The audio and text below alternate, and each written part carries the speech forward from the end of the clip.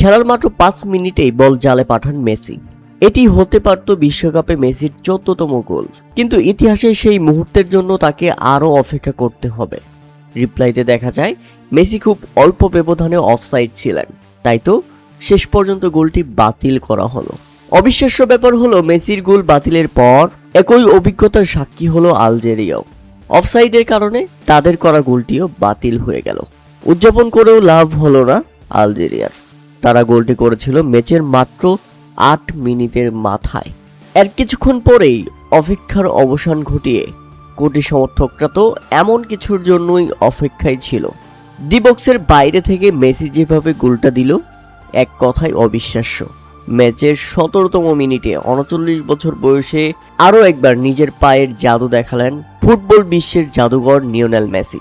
গোল করার পর মেসির সেলিব্রেশনেই বলে দিচ্ছে তার ক্ষুধা এখনো কমেনি। তিনি আরও একবার বিশ্বকাপ জয় করতে এসেছেন। লিওনেল মেসির দুর্দান্ত এক গোলে আলজেরিয়ার বিপক্ষে এগিয়ে গেল আর্জেন্টিনা। বিশ্বকাপে এটি মেসির 14তম গোল পূরণ হয়ে গেল। এরপর প্রথমার্ধ শেষ হয়েছে 1-0 গোলের ব্যবধানে আর্জেন্টিনা এগিয়ে থেকে। আলজেরিয়া বেশ কয়েকবার সুযোগ তৈরি করলেও এরপর তারা আর সফল হতে পারেনি। ম্যাকঅ্যালিস্টারের ডি বক্সের বাইরে থেকে নেওয়া শট বলটি ধরে ফেললেও এরপর নিয়ন্ত্রণ হারিয়ে বলটি ছেড়ে দেয় আলজেরিয়ার গোলরক্ষক। আর সেখানেই সুযোগ তৈরি হয় লিওনেল মেসির এবং তিনি দৌড়ে গিয়ে এর পরবর্তীতে গোল করে বসেন। অর্থাৎ আবারও গোল লিওনেল মেসি মোমেন্ট। বিশ্বকাপে মেসির 15তম গোল, এতেই ইতিহাস। এই গোলে মেসি ছুঁয়ে ফেললেন ব্রাজিলিয়ান কিংবদন্তি রোনালদো নাজারিওকে।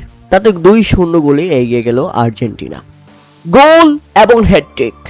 এখন মেসি বিশ্বকাপের সর্বোচ্চ গোলদাতা। আটকানো গেল না মেসিকে, হ্যাটট্রিকটা পেয়ে গেলেন জাদুকর এই মেসি। ম্যাচের 76তম মিনিটে দারুণ এক গোল করে আবারও ডি বক্সের বাইরে থেকে আলজেরিয়ার গোলপোস্ট ভেদ করে ফেললেন লিওনেল মেসি।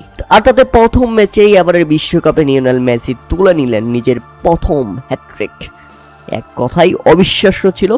এতে আলজেরিয়ার গোলরক্ষক মাস্ক পরেও মেসিকে আটকাতে পারেনি। তার মাস্কেও মেসিকে আটকানো যায়নি। এটা ছিল সবচেয়ে বড় অবাক করার বিষয়।